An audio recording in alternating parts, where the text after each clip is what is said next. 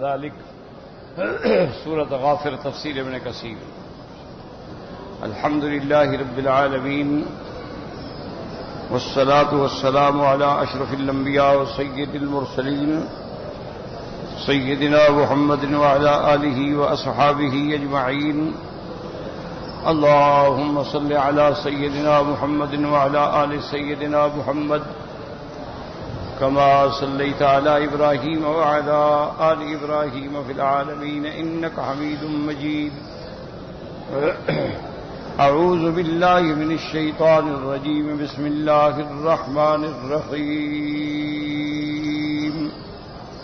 الله الذي جعل لكم الليل لتسكنوا فيه والنهار مبصرا إن الله لذو فضل على الناس ولكن أكثر الناس لا يشكرون. ذلكم الله ربكم خالق كل شيء لا إله إلا هو فأنى تؤفكون. كذلك يؤفك الذين كانوا بآيات الله يجحدون. الله الذي جعل لكم الأرض قرارا والسماء بناء وصوركم فأحسن صوركم ورزقكم من الطيبات. ذلكم الله ربكم فتبارك الله رب العالمين. هو الحي لا إله إلا هو فادعوه مخلصين له الدين. الحمد لله رب العالمين. قال المؤلف والمفسر رحمه الله تعالى أدام النفع بعلومه وعلومكم في الدارين آمين إلى أن قال يقول تعالى ممتنا على خلقه بما جعل لهم من الليل الذي يسكنون فيه ويستريحون من حركات ترددهم في المعايش بالنهار وجعل النهار مبصرا أي مضيئا ليتصرفوا فيه بالأسفار وقطع الأقطار والتمكن من الصناعات. إن الله لذو فضل على الناس ولكن أكثر الناس لا يشكرون. اب مفسر رحمۃ اللہ علیہ فرماتی ہیں کہ ان آیات میں اللہ تبارک و تعالی اپنے احسان کا اظہار فرما رہے ہیں اپنی مخلوق پر کہ بما جعل لہم، کہ میں نے اپنے بندوں کے لیے رات بنائی جس میں وہ آسانی سے آرام حاصل کریں، سکون حاصل کریں.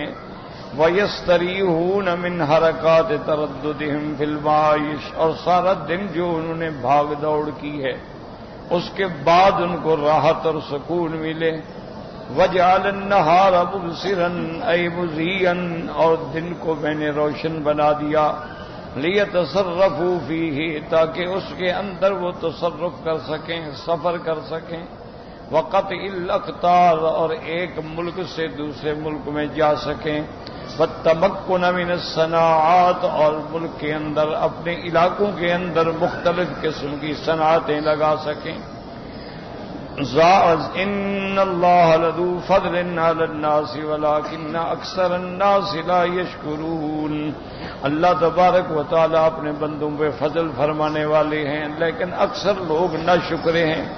اے لا یقومون بشکر نعم اللہ علیہم، اللہ تبارک و تعالی کا شکر ادا نہیں کرتے ہیں، اللہ کی نعمتوں کا شکر ادا نہیں کرتے.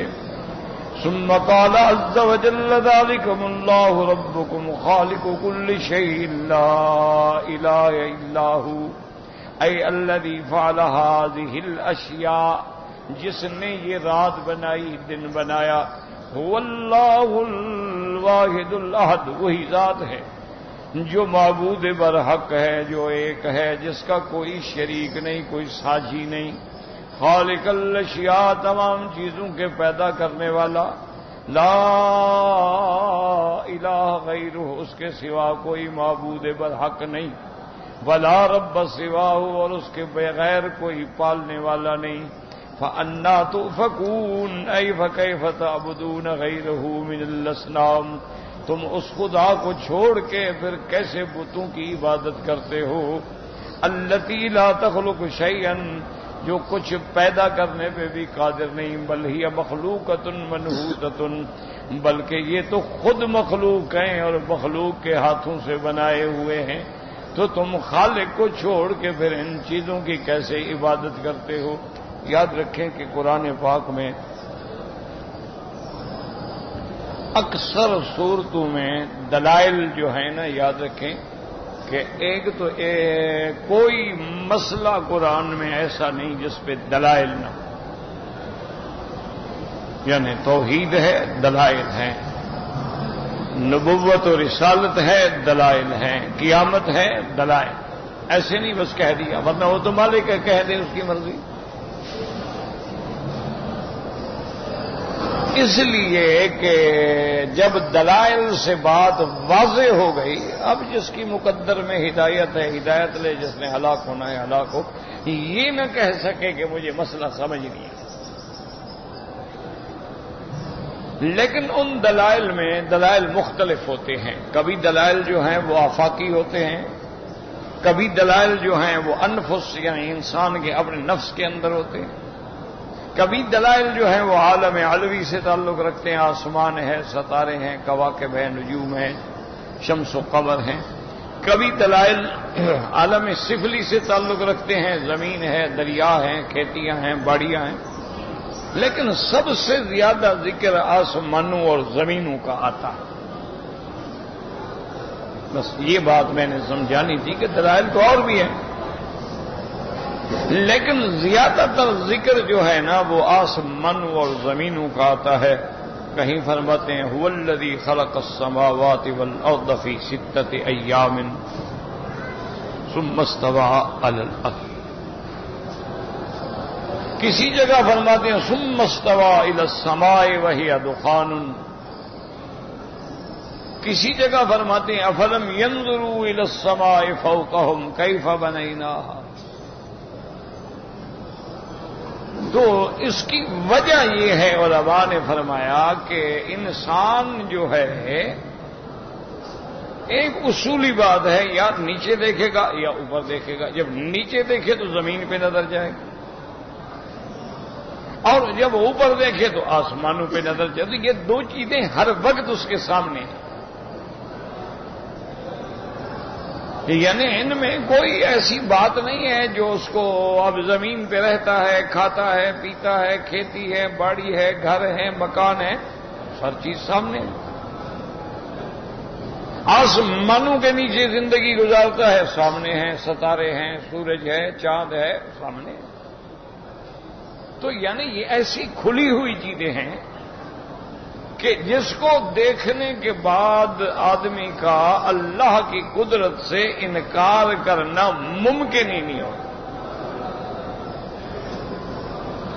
اسی لیے قرآن نے چیلنج کیا کئی مقام پہ، أَأَنْتُمْ تَخْلُقُونَهُ أَمْ نَحْنُ الْخَالِقُونَ، یہ جو چیزیں ہیں ہم پہ تم نے پیدا کی ہیں یا ہم نے پیدا کی ہیں۔ اسی طرح ارونی ماذا خلقوا من السماوات والارض، اللہ فرماتے ہیں مجھے بتلاؤ جن کو تم نے خدا بنایا، دیوتا بنایا، حاجت روا بنایا، مشکل کشا بنایا، انہوں نے کوئی آسمان زمین کا کوئی ایک چھوٹا سا ٹکڑا بنایا ہو؟ بتلاؤ نا۔ تو اس لیے ان دلائل کے بعد بندے کے پاس کوئی جواب ہی نہیں ہوتا،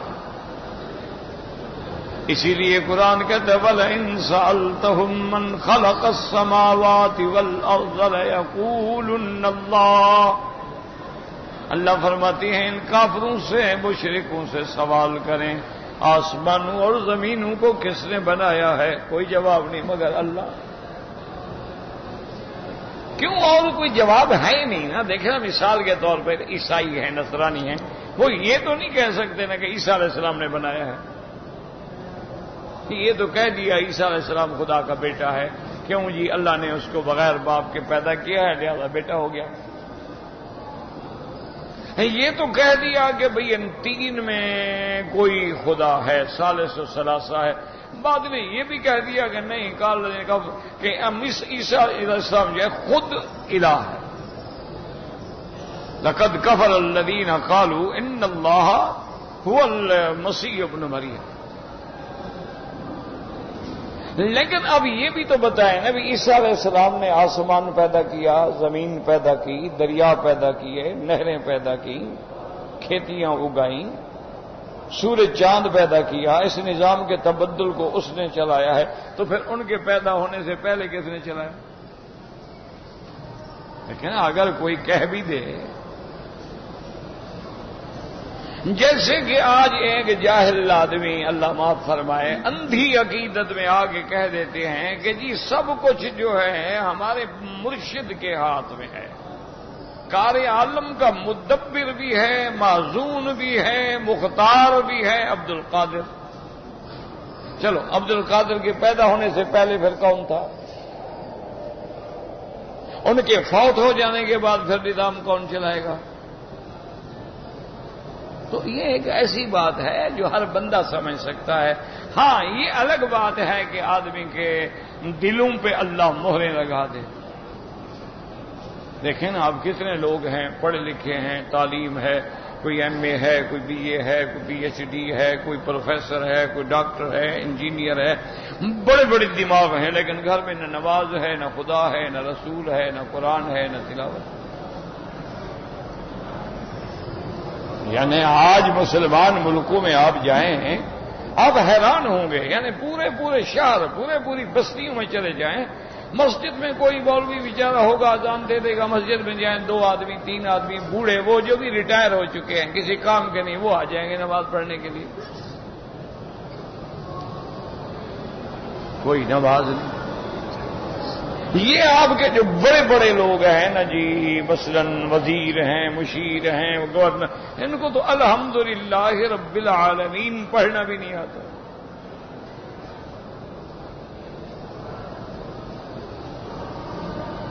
ان کو تو یہ بھی پتہ نہیں ہے کہ قرآن کی صورتیں کتنی ہیں، ان کو تو یہ بھی پتہ نہیں ہے کہ حدیث مبارک کی صحیح کتابیں کون سی ہیں، پتہ نہیں، کبھی واسطہ ہی نہیں تو کیوں ان کو پتہ ہو۔ میں خود امریکہ میں تھا، وہاں کوئی اسٹیٹ ہے، اس میں بڑا مجھے انہوں نے مجبور کیا کہ جی ایک دوست ہے ہمارا اور اس کی تمنا ہے، اس نے بڑے شوق سے گھر بنایا ہے، اپنا ذاتی گھر بنایا ہے۔ وہ کہتے ہیں مکی صاحب آ گئے تو مہربانی کر کے میرے گھر کا افتتاح ہو جائے، یعنی پہلی دفعہ مکی صاحب اندر داخل ہو جائیں، دعا ہو جائے، پھر ہم چلے جائیں۔ جو نے کہا میں کون سا پیر ہوں میرے جانے سے برکت ہو جائے گی؟ اب اس بیچارے کا خیال ہے، ٹھیک۔ وہاں ہم جب گئے ماشاءاللہ بڑا گھر بنایا اس نے، بڑے اونچے قسم کے ڈاکٹروں میں سے سید، وہاں ماشاءاللہ بڑے ڈاکٹر اور بڑی کریم قسم کی جو ہمارے مسلمان تھے وہ سب آئے ہوئے تھے۔ اچھا اتفاق یہ ہوا کہ ہم وہاں مغرب کی نماز سے کوئی آدھا پونا گھنٹہ یا 15 منٹ پہلے پہنچ گئے، تو ہم نے کہا بھی پہلے نماز پڑھتے ہیں، نماز پڑھ کے بعد میں بیٹھیں گے، باتیں شاتیں کریں گے، ٹھیک ہے، کھانا تو بعد میں ہوگا، پہلے اب نماز کا وقت آ گیا۔ ابھی جن کو وضو نہیں، میں نے کہا جلدی جلدی وضو کر لیں، سارا گھر کھول دیا انہوں نے، جب سب نے جلدی جلدی وضو کر لیا۔ اب بالکل یعنی یقین کریں کہ صفیں بن گئیں، مصلے بچھ گئے، جو کچھ کسی کے پاس تھا، ورنہ بیڈ شیٹ لے کے انہوں نے لمبا کر کے بچھا دی۔ جب انہوں نے مصلی بچھا دیا اور کہا جی کہ مغرب کی نماز ہے، چاہے آپ مسافر ہیں، آپ نے بھی 3 رکعت پڑھنی ہے، مہربانی کر کے آپ پڑھا دیں۔ ٹھیک ہے۔ جب میں مصلی پہ گیا، قدرتاً اللہ نے دل میں خیال ڈالا، میں نے کہا کہ تحقیق کر لی ہے کہ کعبہ اسی طرف ہے؟ ان میں ایک آدمی تھا جس کو اس نے کہا ٹھہریں جی ایک میرے پاس وہ گھڑی ہے جس میں قبلہ کا تعیین ہو جاتی ہے، رکھی، تو ہم بالکل یعنی نماز ادھر پڑھنی تھی، انہوں نے مصلی ادھر بچھایا ہوا۔ اور نماز پڑھ لی، میں نے کہا کہ آپ سید ہیں، آپ کو یہ بھی پتہ نہیں کہ کعبہ کدھر ہے، مانا ہے کہ آپ نے کبھی نماز پڑھی ہی نہیں۔ اگر آپ کو نماز کا خیال ہوتا تو آپ گھر میں آنے کے بعد سب سے پہلے تو یہ سوچتے نا کہ یہاں سے کعبۃ اللہ کی سمت جو ہے وہ کون سی ہے، ڈائریکشن کیا ہے۔ اور آج کل تو مسئلہ ہی کوئی نہیں نا، کمپاس موجود ہیں، گھڑیاں موجود ہیں اور قبلہ نما موجود ہیں، ایک سیکنڈ میں تعین ہو جاتی ہے۔ لیکن آپ نے چونکہ کبھی نماز ہی نہیں پڑھی،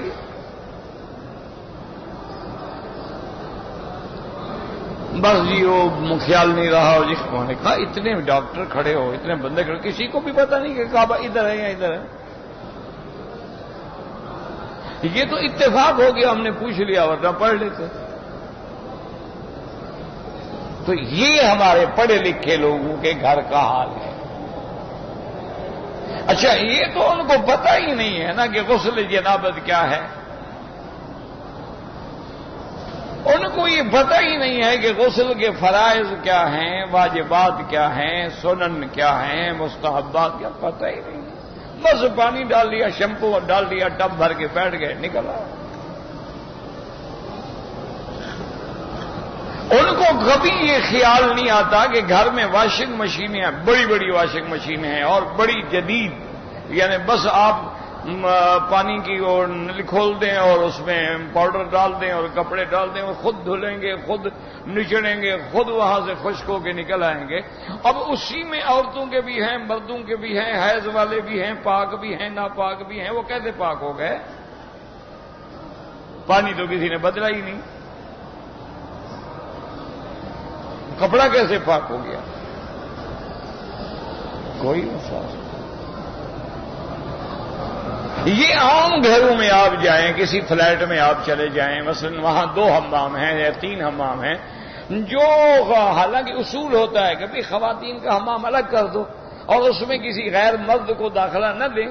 کیوں؟ وجہ اندر ان کی شلواریں لٹکی ہوئی ہیں، ان کے جناب زیر جامے لٹکے ہوئے ہیں، عورتوں کے کپڑے لٹکے ہوئے ہیں، عورتوں کی ہر بلا وہاں پڑی ہوئی۔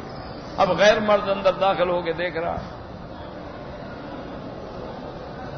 انا للہ و انا الیہ راجعون، کیا کہہ سکتے؟ تو اس لیے ہمیشہ یاد رکھیں کہ اللہ نے ایسی دلیل دی ہے نا کہ یہ زمین ہے، کس نے بنائی ہے بتاؤ؟ تم جو اللہ کو چھوڑ کے بتوں کو سجدہ کرتے، بت تو تم نے خود بنائے ہیں، انہوں نے کیا زمین بنانی ہے؟ اچھا اگر یہ بت کسی اللہ والے کی شکل ہے تو وہ اللہ والا ہی مر گیا، اس اللہ والے کو کس نے پیدا کیا تھا؟ کوئی دلیل؟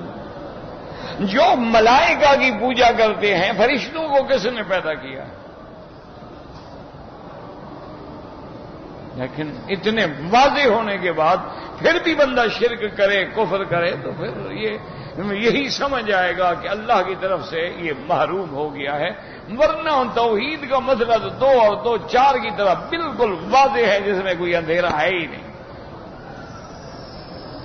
اچھا اللہ نے یہ سارا کچھ پیدا کیا، اس کا احسان ہے، نہ پیدا کرتا ہم کیا کر لیتے؟ اللہ بارش نہ دے ہم کیا کر دیں؟ اللہ زمینوں کو بنجر کر دے ہم کیا کر لیں؟ اللہ زمینوں میں زلزلہ پیدا کر دے ہم کیا کر لیں؟ اللہ سمندروں کے اندر ایسا طوفان اٹھے، ایسا جوار بھاٹا اٹھ کے وہ سب قریب قریب کے علاقوں کو غرق کر دے، تباہ کر دے، کیا کر دے؟ تو جب ہمارے پاس کچھ نہیں تو چلو کس کے پاس ہے؟ دیکھو نا انسان جھوٹے تخیلات پیدا کرتے ہیں۔ اب دیکھیں جی کوئی ملک ہے، پاکستان، ہندوستان، بنگلہ دیش، عرب، غیر عرب ہے، یورپ ہے، کوئی ملک ہے، ہر ملک میں کوئی سینکڑوں کی تعداد میں پیروں کی مزاریں ہیں۔ وہ اللہ کے بندے، ان کی تو مزار تمہاری صفائی نہ کرو، وہاں جا کے اہتمام نہ کرو، وہاں جا کے خیال نہ رکھو، ان کی تو قبر اگر گر جائے تو وہ نہیں بنا سکتے، تم جا کے بناؤ گے۔ روضہ شریف ہے جی مرشد کا، روضہ کس نے بنایا ہے جناب؟ اور جی غلاف چڑھانا ہے، کس نے چڑھایا ہے؟ غلاف پرانا ہو گیا، کیا ہو جائے گا؟ پیر صاحب اندر سے آ کے خود بدل دیں گے۔ یعنی پھر بھی آدمی کہے نہیں جی اور جی اللہ والوں کے بڑے اختیار ہیں، اللہ والوں کے بڑے اختیار ہیں، خدا کے بندے وہ اختیار ایسے ہیں کہ اللہ کی خدائی میں شریک ہو جائیں۔ اسی لیے قرآن نے فرمایا کہ یہ تو اس کا احسان ہے کہ تمہارے لیے رات بنا دی آرام کرو، دن بنا دیا کام کرو۔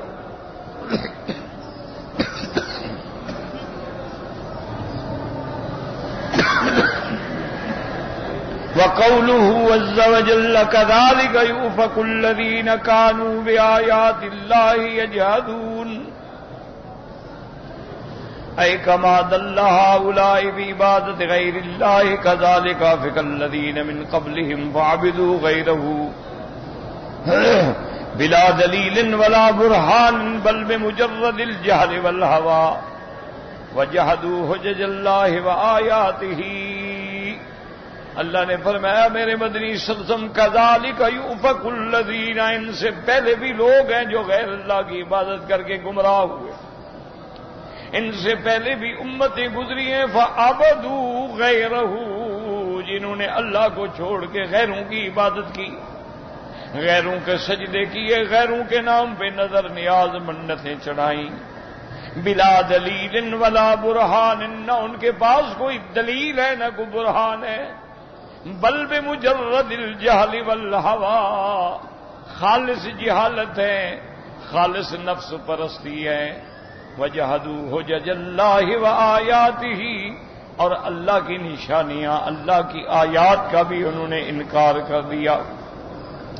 اب دوسری دلیل دیتے ہیں، وَقَوْلُهُ اللَّهُ الَّذِي جَعَلَ لَكُمُ الْأَرْضَ قَرَارًا اے جعلها لکم مستقرا بساطا مہادا، تمہارے لیے اللہ نے زمین کو جائے قرار بنایا، بستر بنایا، تمہارے لیے رہنے کے لیے گویا جھولا بنا دیا، تعیشون علیہا وتتصرفون فیہا، تعیشون علیہا، اسی زمین پہ تم زندہ ہو، اسی پہ تم چلتے پھرتے ہو، وتمشون فی مناکبہا، اور اس کے کناروں میں تم چلتے ہو، وَأَرْسَاهَا بِالْجِبَالِ لِأَلَّا تَمِيدَ بِكُمْ، اللہ نے پہاڑوں کے بوجھ رکھ کے زمین کو جما دیا تاکہ زمین حرکت نہ کرے، مضطرب نہ ہو، اور فرمایا وَالسَّمَاءَ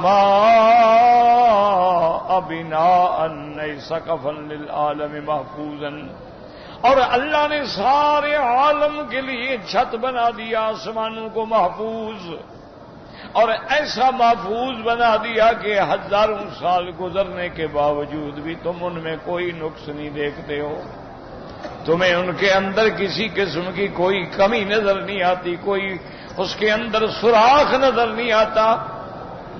وَصَوَّرَكُمْ فَأَحْسَنَ صُوَرَكُمْ أي فخلقكم في أحسن الأشكال وبناكم أكمل الصور في أحسن تقويم، اور اللہ تبارک و تعالی نے تم کو ایک پانی سے پیدا کیا، لیکن کیسی خوبصورت تمہاری تصویر بنائی، کیسے تمہیں شکل دی، کیسے تمہیں عقل دیا، کیسے تمہیں دماغ دیا، کیسے تمہیں آنکھیں دی، کیسے تمہیں ہاتھ دیے، کیسے تمہیں پاؤں دیے، کیسے تمہیں چلنا سکھلایا، یہ ساری نعمتیں دینے والا اللہ ہے۔ ہر مخلوق سے زیادہ خوبصورت اور بہتر حیت انسان کی ہے۔ وَرَزَقَكُم مِّنَ الطَّيِّبَاتِ أَيْ مِنَ الْمَآكِلِ وَالْمَشَارِبِ فِي الدُّنْيَا، اور دنیا کے اندر تمہارے کھانے کے لیے، تمہارے پینے کے لیے کتنی نعمتیں اللہ نے پیدا فرمائی ہیں کہ تم گن نہیں سکتے ہو، شمار نہیں کر سکتے ہو کہ کتنی نعمتیں ہیں جن کو تم کھاتے ہو، لیکن اللہ کی قدرت ہے، اللہ کے آسمان کے نیچے رہتے ہو، زمین کے اوپر رہتے ہو، اس کی نعمتیں کھا کے جیتے ہو، پھر جا کے سجدے قبروں پہ کرتے ہو۔ فرماتے ہیں وَرَزَقَكُم مِّنَ الطَّيِّبَاتِ فَذَكَرَ أَنَّهُ خَالِقُ الدَّارِ وَالسُّكَّانِ وَالْأَرْزَاقِ فَهُوَ الْخَالِقُ الرَّازِقُ، اللہ تبارک و تعالی نے بتلا دیا کہ اس دنیا کے پیدا کرنے والا، اس دنیا میں رہنے والے انسانوں کو پیدا کرنے والا وہی خالق ہے، وہی رازق ہے، وہی رزق دینے والا ہے۔ جیسے فرماتے ہیں یا ایھا الناس اعبدوا ربکم الذی خلقکم، اے انسانو اسی رب کی خالص عبادت کرو جس نے تم کو پیدا کیا، والذین من قبلکم لعلکم تتقون، اور جو تم سے پہلے گزرے ان کو پیدا کیا۔ ان دلائل میں غور کرو تاکہ تم اللہ تبارک و تعالی سے ڈرنے والے بنو۔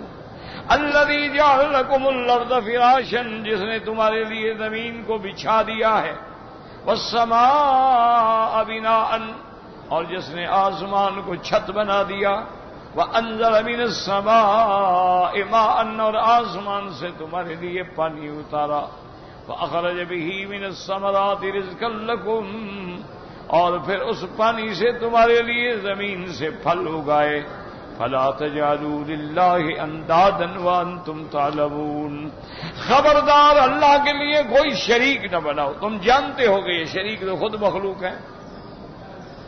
وقال تعالی ہا ہنا بعد خلق هذه الاشیاء، اور اس صورت میں اللہ نے ان چیزوں کے پیدا کرنے کے بعد فرمایا ذالکم اللہ ربکم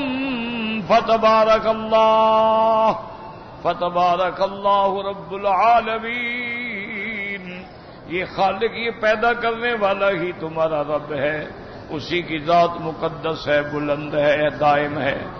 اے فتعالی وتقدس وتنزہ رب العالمین، اللہ کی ذات بہت بلند، سب سے بلند، مقدس، پاک، اور ہر صفت نقصان سے منزہ ہے جو عالمین کا رب ہے۔ ثم قال تعالی هو الحی لا الہ الا هو فادعوه مخلصین له الدین، پھر فرمایا کہ وہ ذات ہے الحی ازلا و ابدا، جو ہمیشہ سے زندہ ہے اور زندہ رہے گا، لم یزل ولا یزال، وهو الاول والآخر والظاہر والباطن، جو جب کچھ بھی نہیں تھا تو میرا خدا تھا، اور جب کچھ نہیں ہوگا تو اللہ تبارک و تعالی کی ذات ہوگی، جو ہمیشہ رہنے والے، هو الاول لیس قبلہ شیء وهو الآخر لیس بعدہ شیء وهو الظاہر والباطن لیس فوقہ شیء، اور اس کی کنوں کو کوئی پا نہیں سکتا۔ لا الہ الا ہوا، کوئی معبود برحق نہیں مگر اللہ، اے لا نظیر لہ ولا عدید لہ، جس کی کوئی مشابہت نہیں، کوئی مماثلت نہیں، جس کا کوئی مثل نہیں، لا مثل لہ ولا مثال لہ ولا شبیہ لہ ولا نظیر لہ ولا ضد لہ ولا ند لہ ولا عدید لہ، فاعبدوہ مخلصین لہ الدین، اسی کی عبادت کرو اور خالص اسی کی عبادت کرو، جس میں کسی کو شریک نہ کرو، چونکہ وہ عبادت جس میں شرک ہو اللہ قبول نہیں فرماتے، وہ عبادت جس میں دکھلاوا ہو، ریا ہو، لوگوں کو دکھانے کے لیے کرے، وہ بھی اللہ قبول نہیں فرماتے۔ اس کی دربار میں تو خالص سکہ چلتا ہے، وہاں نقلی نوٹ نہیں چل سکتے ہیں، نہ نقلی عبادتیں چل سکتی ہیں، اس لیے حکم ہے فاعبدوہ مخلصین لہ الدین، اے موحدین لہ مقرین، سب سے پہلے توحید کا اقرار کرو، سب سے پہلے عقیدے کا اظہار کرو بأنہ لا الہ الا ہو، کوئی معبود برحق نہیں مگر اللہ۔ الحمدللہ رب العالمین، تمام محامد اسی کے لیے ہیں جو دونوں جہاں کے پالنے والا ہے۔ قال ابن جریر کان جماعت من اہل العلم یامرون من قال لا الہ الا اللہ ان یتبعها بالحمد للہ رب العالمین عملا بهذه الآیہ۔ ابن جریر فرماتی ہیں کہ ایک اہل علم کی جماعت، یعنی بڑے بڑے علماء گزرے ہیں، وہ کہتے ہیں کہ جب بندہ یہ پڑھتا ہے لا الہ الا اللہ تو ساتھ یہ بھی پڑھا کرے الحمدللہ رب العالمین۔ اس کی وجہ یہ ہے کہ اس آیت میں اللہ نے یہی فرمایا لا الہ الا هو فادعوه مخلصین لہ الدین الحمدللہ رب العالمین۔ اسی لیے یاد رکھیں کہ تمام اولیاء، تمام علماء، تمام اللہ کے عباد مقربین کہتے ہیں کہ جو کچھ ہمیں ملا ہے وہ اسی کلمے کی برکت سے ملا۔ اسی لیے حدیثوں میں آتا ہے کہ سیدنا موسیٰ علیہ السلام نے اللہ تبارک و تعالیٰ کی درخواست پیش کی اس کی درگاہ میں کہ مولا مجھے کوئی ایسا کلمہ بتائیں، ایسا ورد بتائیں، ایسی چیز بتائیں کہ جو کسی کو نہ ملی ہو۔ اللہ پاک نے فرمایا موسیٰ علیہ السلام اسی کلمے کی کثرت کریں، لا الہ الا اللہ۔ تو موسیٰ علیہ السلام نے کہا اللہ میاں یہ تو حضرت آدم سے لے کر آج تک ہر مسلمان کو یہی کلمے کی تعلیم ہے، میں نے تو کہا کوئی خاص چیز مجھے دی جائے۔ آپ نے فرمایا موسیٰ تمہیں پتہ نہیں ہے کہ اگر یہ کلمہ پلڑے کے ایک ترازو میں ہو اور ساری کائنات ایک ترازو میں ہو تو اس کا وزن زیادہ ہو جائے۔ اور اسی طرح میرے مدنی کی حدیث مبارک ہے من قال لا الہ الا اللہ دخل الجنہ، یہ ایسا کلمہ ہے کہ اس پہ صحیح پڑھنے والا، صحیح عقیدے رکھنے والا جو ہے، جس نے بھی صحیح عقیدے سے پڑھ لیا وہ جنت میں داخل ہوگا۔ اسی طرح ہمیشہ یعنی یاد رکھیں کہ جتنے اولیاء اللہ ہیں نا جی، جتنے ہیں ان سب کا زور اسی کلمے پہ۔ باقی یاد رکھیں یہ جو جھگڑے ہیں نا جی، یہ بزرگ ایسے کہتے ہیں، ایسے کہتے ہیں، ایسے کہتے ہیں، یاد رکھو وہ دین نہیں ہوتا، وصول الی الدین کا ذریعہ ہوتا۔ ہمیشہ یاد رکھیں۔ اب مثلا آپ اپنے گھر سے نکلتے ہیں، آپ کا گھر دور ہے، آپ گاڑی نکالتے ہیں تو گاڑی میں بیٹھنا دین نہیں، لیکن وہ گاڑی دین کا وسیلہ بن گئی کہ تمہیں وقت پہ حرم پہنچا دیا، جماعت مل گئی۔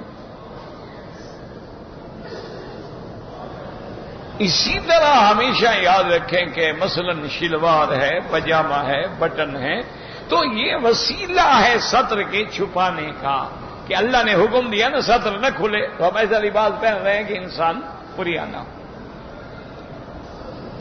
تو اسی طرح اصل بات جو ہے وہ ہے عقیدہ توحید، اور اس کے لیے ضروری ہے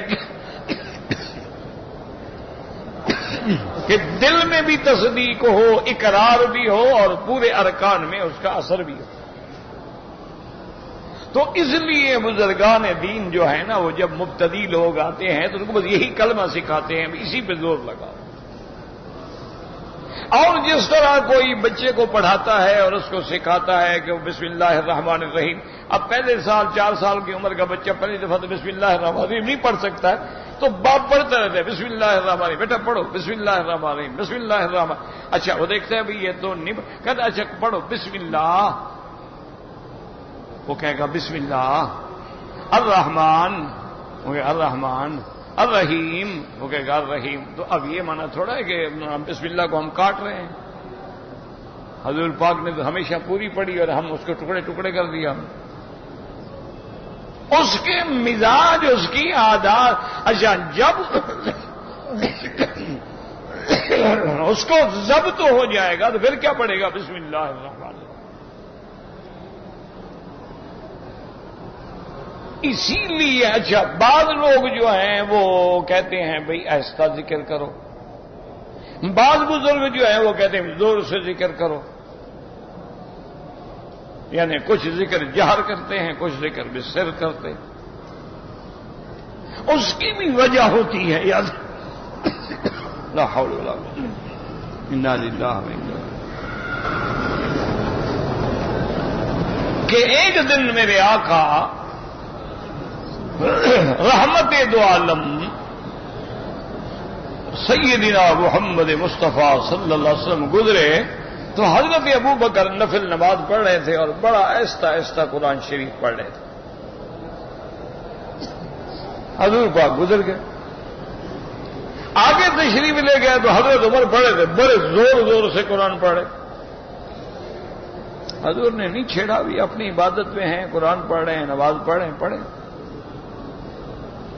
صبح کی نماز کے بعد جب حضور فارغ ہوئے بلایا ابو بکر، رات میں تم سے گزرا تھا اور تم بڑا آہستہ آہستہ آہستہ قرآن پڑھ رہے تھے، تو بڑی مشکل سے گویا صرف تمہیں سنائی دے رہا ہوگا،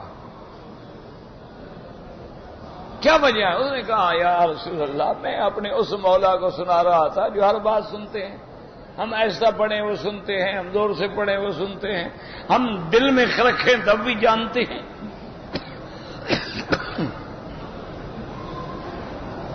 تو حضور نے فرمایا کہ حضرت عمر میں رات گزرا تھا اور تم بڑے زور زور سے پڑھے،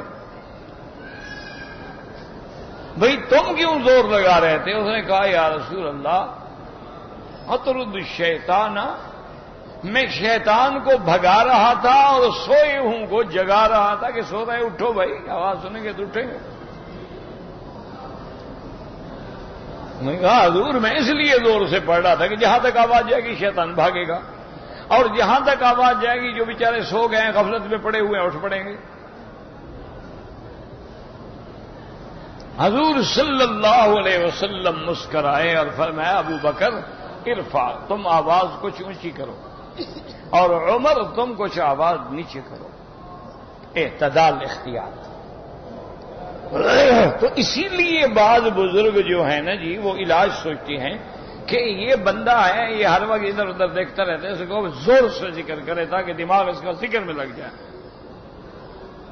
اور بعض بزرگ سمجھتے ہیں کہ اس بندے کی اصلاح تو ہو چکی ہے، اس کو تو ایسا کرنا چاہیے، اس کو کہتے ہیں ایسا۔ تو یہ ایک طریقہ ہے، مقصد اللہ کا ذکر ہے کہ ہر حال میں بندہ ذاکر ہو۔ اسی لیے وہ بزرگ تعلیم دیتے ہیں کہ یار چلتے پھرتے وضو ہے نہیں ہے وہ ذکر کیا کرو، اللہ کا ذکر کیا کرو، اور پھر جب ذکر کرو تو پوری توجہ کیا کرو کہ بھئی ادھر ادھر نہیں، پوری توجہ ہو کے گویا تم دل پہ ایک قسم کی پوری توجہ ڈال رہے ہو، جیسے کہ نماز میں ہے ایسی نماز پڑھو گویا خدا کو تم دیکھ رہے ہو۔ تو اب اگر بندہ کھیل رہا ہے، موبائل کی گھنٹیاں بج رہی ہیں، تو وہ کیا خدا کو دیکھ رہا ہے؟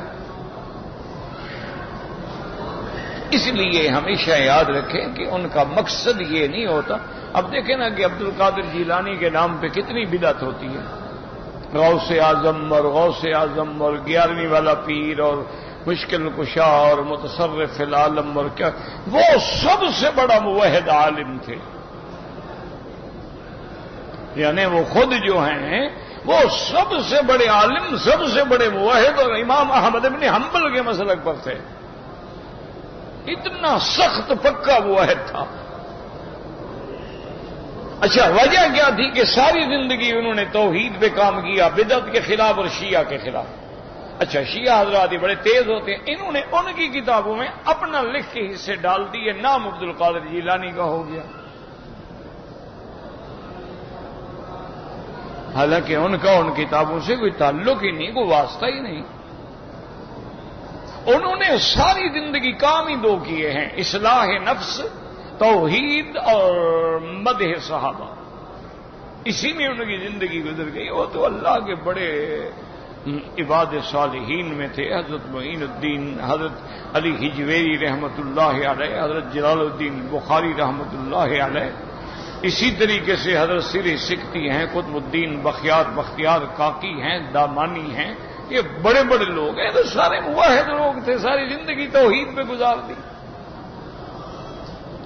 اسی طرح آپ سندھ میں جائیں، یعنی شاہ عبد اللطیف ہیں، سلطان باہو ہیں، اسی طرح اور بڑے بڑے بزرگ عمر نو ہیں، اسی طرح بابا غازی ہیں، اور بڑے بڑے، یہ تو موحد لوگ تھے، یہ تو توحید کے پرستار تھے، یہ تو توحید کے دیوانے تھے، ان کی کتابیں تو اٹھا کے پڑھیں نا۔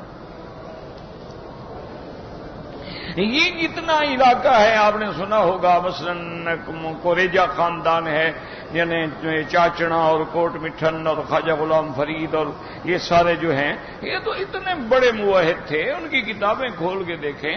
حضرت خواجہ غلام فرید سے کسی نے پوچھا کہ حضرت یہ اللہ والوں کو، اولیاء اللہ کو، انبیاء کو بھی علم غیب ہوتا ہے؟ تو آپ نے فرمایا علم غیب خاصہ خداست، وخاصۃ الشیء لا یوجد فی غیرہ، کہ علم غیب اللہ کا خاصہ ہے، اور خاصے کا معنی یہ ہوتا ہے جو کسی اور میں نہ ہو۔ عالم الغیب صرف اللہ کی ذات ہے۔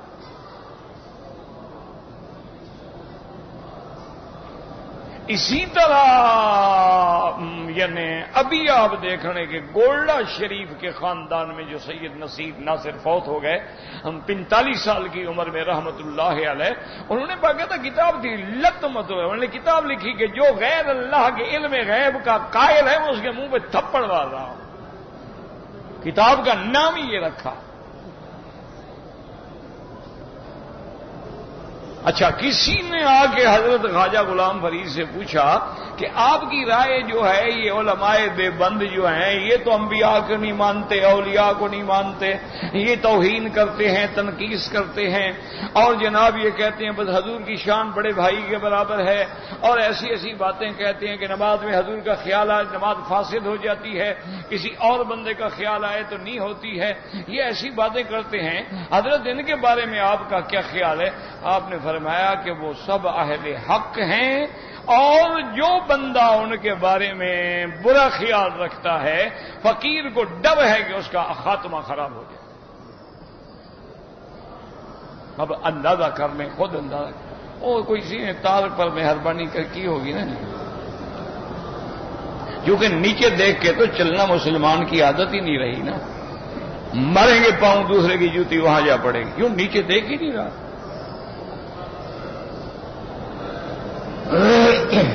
تو یہ ان لوگوں کی اشارات فریدی ان کی کتاب کا نام ہے، اگر کسی کو دیکھنا ہو تو اس میں دیکھ سکتا ہے۔ انہوں نے کہا اللہ کے بندے یہ تو اہل حق ہیں، علماء حق ہیں، وہ توحید کی بات کرتے ہیں۔ اور اپنی کتاب کے آخر میں لکھا کہ مجھے ساری زندگی یہ تمنا رہی کہ کسی نے آ کے مجھ سے اللہ اللہ پوچھا ہی نہیں، جو آیا نواب کو خط لکھ دو، وزیر کو خط لکھ دو، صدر کو خط لکھ دو، تھانے دار کو خط لکھ دو، فلاں کو سفارش کر دو۔ میرے پاس یہی لوگ آتے تھے، کوئی اللہ اللہ سیکھنے تو آیا ہی نہیں،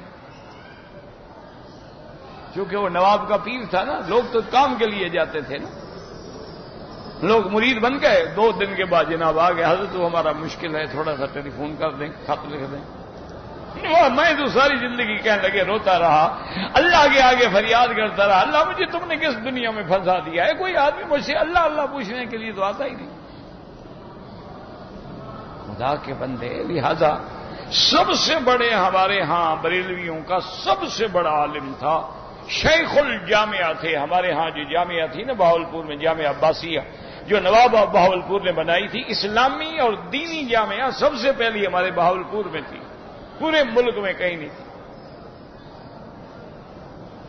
اس کے جو تھے شیخ الجامعہ حضرت غلام محمد رحمت اللہ علیہ، جو ان کے شیخ الجامعہ تھے، اتنے بڑے عالم تھے، یعنی اس زمانے میں جو والد صاحب رحمت اللہ علیہ ابتدائی کتابیں پڑھاتے تھے وہ بخاری اور سیاستہ پڑھاتے تھے۔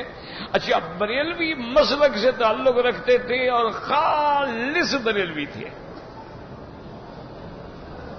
وہاں سے وہ آتے تھے کبھی کبھی تو ہماری بستی میں آتے ٹھول حفظہ میں، تو والد صاحب ان کے لیے کسی سے گھوڑی مانگتے، ہمارے پاس کہاں تھے گھوڑی، آگے غریب لوگ تھے، تو گھوڑی مانگتے اور گھوڑی پہ بٹھا کے میرے نانا کو ملنے کے لیے جاتے تھے۔ میرے نانا جو کہ بہت بڑے عالم تھے، تو ان کو ملنے کے لیے ان کے گھر جاتے تھے۔ وہاں سے 3 میل کا فاصلہ ہے، تو والد صاحب فرماتے ہیں میں حضرت کے لیے گھوڑی منگواتا، گھوڑی پہ بٹھاتا، آپ پیدل چلتا آگے، اور وہاں حضرت کو پہنچا کے پھر میں واپس آ جائے، پھر تمہارے نانا انتظام کرتے۔ تو فرماتے میں جا رہا تھا تو راستے میں کہنے لگے کہ بولی خیر مت یار، تمہیں کو مثنوی کے شعر بھی آتے ہیں؟ میں نے کہا حضرت آتے تو ہیں، کہ یار مثنوی تو سناؤ۔ اور سب بڑے خوش آواز تھے ماشاءاللہ، اور پھر جوانی تھی، اللہ نے ان کو اتنی جہیر صوت بنایا تھا کہ ہماری بستی میں جب صبح قرآن پڑھتے تھے 2 میل 3 میل تک بستی والے لوگ کہتے ہیں ہم آواز سنتے تھے۔ تو والد صاحب فرماتے ہیں میں نے مثنوی شروع کر دی اور گھوڑی کی اور رسی پر مہار پکڑی ہوئی آگے جا رہا ہوں، خیال ہی نہیں، میں ابھی مست ہو گیا، پڑھتا رہا۔ تو تھوڑی دیر کے بعد خیال آیا، دیکھا تو گھوڑی تو میرے ساتھ ہے لیکن حضرت تو نہیں ہے۔ میں نے کہا لا حول ولا قوت، یہ کیا ہو گیا؟ پھر میں پیچھے بھاگا تو 1-1.5 فرلانگ کے فاصلے پر حضرت مٹی پہ بیٹھے ہوئے تھے، وہ گر گئے تھے گھوڑی سے. تو حضرت کو اٹھایا، ان کے کپڑے شپڑے جھاڑے، ان نے اپنی وہ واسکٹ، وہ کہتے تھے گڈی، اس وقت واسکٹ کون کہتا تھا، یہ انگریزی، وہ گڈی اتارے، کہنے لگے یار بڑا دل خوش ہوا، تو اور تو میرے پاس فقیرہ کچھ ہے نہیں ہے، میری گڈی انعام لے لو، تمہیں انعام دیتا ہوں. میں نے کہا حضرت آپ کو، کہنے لگے یار تم نے ایسے شوق سے شعر پڑھے گا، مجھے بھی وجد آ گیا، خیال آ گیا، بس میں گر گیا. تو والد صاحب کہتے ہیں پھر میں نے ان کو گھوڑی پہ بٹھایا اور انہوں نے کہا کہ مولوی خیر محمد، یہ کتنے جاہل لوگ ہیں جو کہتے ہیں کہ اللہ کا نبی ہر جگہ موجود ہے. ان سے بڑا جاہل بھی کوئی ہے. قرآن کہتا ہے اسرا بعبدہ لیلا من المسجد الحرام الی المسجد الاقصی، تو من ابتدا کے لیے ہے، الی انتہا کے لیے ہے. جس کی ابتدا انتہا موجود ہو، مقید ہو، وہ ہر جگہ کیسے حاضر ناظر ہو سکتا ہے؟ یہ جاہل لوگ ہیں، ہمارا ان کے ساتھ کوئی عقیدہ نہیں حاضر ناظر کا.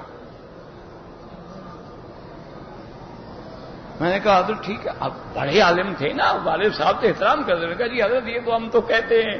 انہوں نے کہا چھوڑو، یہ جاہلوں کی بات ہے. جو آدمی اللہ کے نبی کو ہر جگہ حاضر و ناظر مانتا ہے وہ کافر. پتہ نہیں کہتے حضرت کو جو شاید ہوا تھا وہ کیا ہوا تھا. آگے گئے تو ایک جگہ جب حضرت اترے تو کہا یار یہ چھوٹی سی ندی بہ رہی ہے، وہ مٹی شٹی ہو گیا ہوں، تو میں ذرا غسل کر لوں، اچھا نہیں لگتا، ساری مٹی ہے بدن پہ. تو کپڑے میں نے جھاڑے حضرت کے، حضرت نے غسل کیا، پھر کپڑے پہنے اور کہنے لگے مولوی خیر محمد، جو اللہ کے نبی کے بشر ہونے کا منکر ہو سب سے بڑا کافر. فرماتے تھے انہوں نے لفظ جو کہا تھا وہ تھا کٹا کافر. ہمارے لوگ کہتے ہیں نا یہ بڑا کٹا کافر ہے، کٹا مشرک ہے. کہنا کہ وہ تو کٹا کافر ہے. نص کہتی ہے کہ نبی بشر ہے اور وہ کہیں کہ نبی نور ہے. تو کہتے ہیں پھر تمہارے نانا کے پاس میں ان کو چھوڑ دیتا تھا اور پھر وہاں سے اجازت لے کے آ جاتا تھا. تو بہت بڑے عالم تھے، یعنی ان کو اتنا اللہ نے علم دیا تھا کہ تصور نہیں ہو سکتا.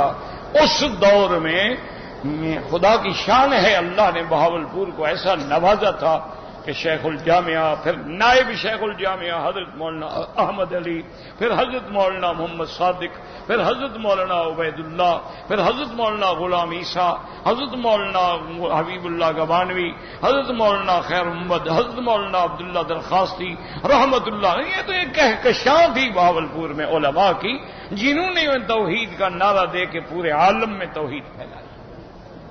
ایک سرزمین ہے. میں نے تو کئی دفعہ لوگوں سے کہا کہ بھئی بہاولپور کے مشاہیر پہ کتاب لکھ ڈالو، اگر وہ کہتے ہیں جی آپ لکھ لیں. میں نے کہا چلو سارے کام میں نے کرنے ہیں تو ٹھیک ہے.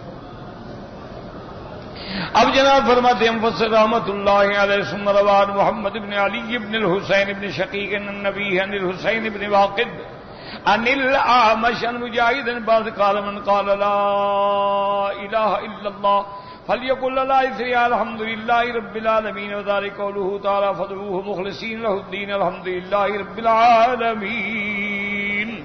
وقال ابو اسامہ وغيره من اسماعيل بن خالد سعيد بن جبير قال اذا قرأت فادعوا الله مخلصين له الدين فقل لا اله الا الله وقل على اثرها الحمد لله رب العالمين ثم قرأ هذه الآية فادعوه مخلصين له الدين الحمد لله رب العالمين.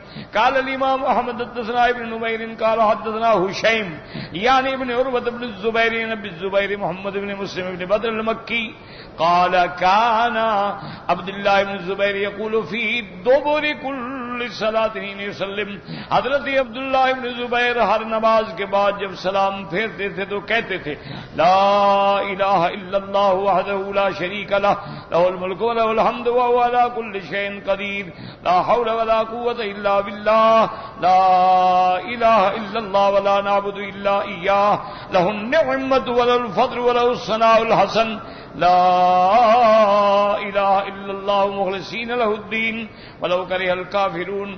قال وکان رسول اللہ یحل بہن دبر کل صلاۃ. حضور پاک یہ کلمات ہر نماز کے بعد پڑھتے تھے.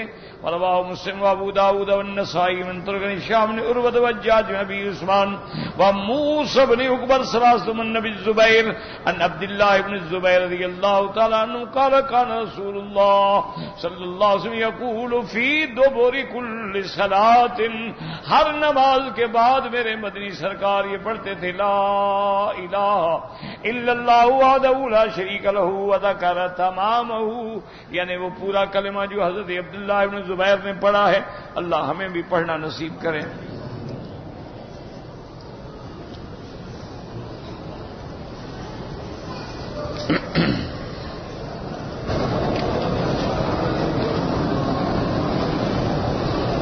ایک عورت کا خاوند فوت ہو گیا ہے، وہ عدت میں ہے لیکن اسکول ٹیچر ہے، وہ نہیں جا سکتی اسکول میں، اپنے گھر میں اس کو عدت گزارنی ہو۔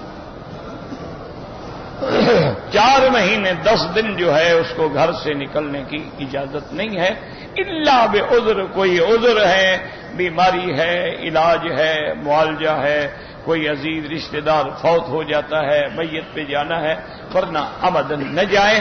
یہ جو ہمسائے ہیں ان کا فرض ہے کہ اس کو 4 مہینے 10 دن کے لیے خرچہ پہنچائیں، کھانا پہنچائیں، اور اس مدرسے کو بھی چاہیے کہ اس کے لیے تنخواہ دے دے۔ کیا مشکل ہے اس کے لیے؟ تو بہرحال یہ کوئی ایسی ضرورت نہیں ہے، کیوں؟ دیکھیں نا، جب بیچاری اسکول جائے گی، لازم غسل کرے گی، کپڑے پہنے گی، کچھ نہ کچھ تو آدمی کو پھر اچھے لباس میں جانا ہوتا ہے نا۔ اب وہ ماتمی شکل بنا کے تو نہیں جا کے لڑکیوں کو پڑھائے گی، اور اس میں تو حضور نے منع فرمایا ہے کہ کوئی عورت نہ سنگار کرے، نہ اعلی لباس پہنے، الا عدت کے بعد۔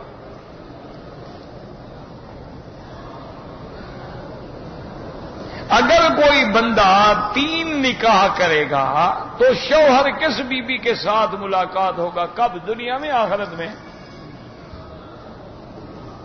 جیسے دنیا میں دینی بیویوں کا حق ہے، قیامت میں 3 اسی کو ملیں گی۔ تم کیوں فکر کر رہے ہو؟ کوئی نہیں لے جائے گا تمہاری بیوی۔ اگر وہ تمہارے نکاح میں فوت ہوتی ہے، اگر تم نے طلاق دے دی، بات ختم۔ اگر وہ تمہارے نکاح میں فوت ہوگی، 1 ہو، 2 ہوں، 3 ہوں، چاہے سب اسی کو، حضور پاک کی 9 بیوی آئیں تو ساری حضور کو ملیں گی، امہات المومنین ازواج الرسول۔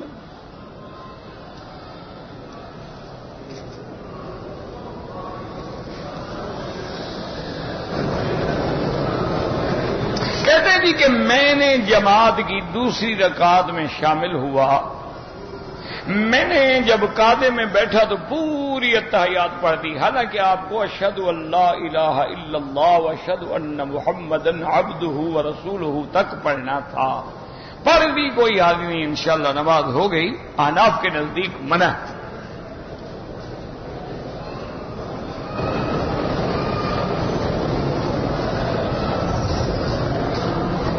ایک آدمی نے ایک عورت سے شادی کی، اس کے بعد طلاق دے دی، اس کی بیٹی جو ہے وہ پہلے خاوند سے ہے، پھر اس سے شادی کر لی، تو وہ اس کی بیٹی تو نہیں ہے نا، اس کے لیے تو اجنبی ہے، اس کی بیٹی تو ہے نہیں، نہ اس سے اس کا اور کوئی رشتہ ہے، وہ تو کسی اور کی بیٹی ہے۔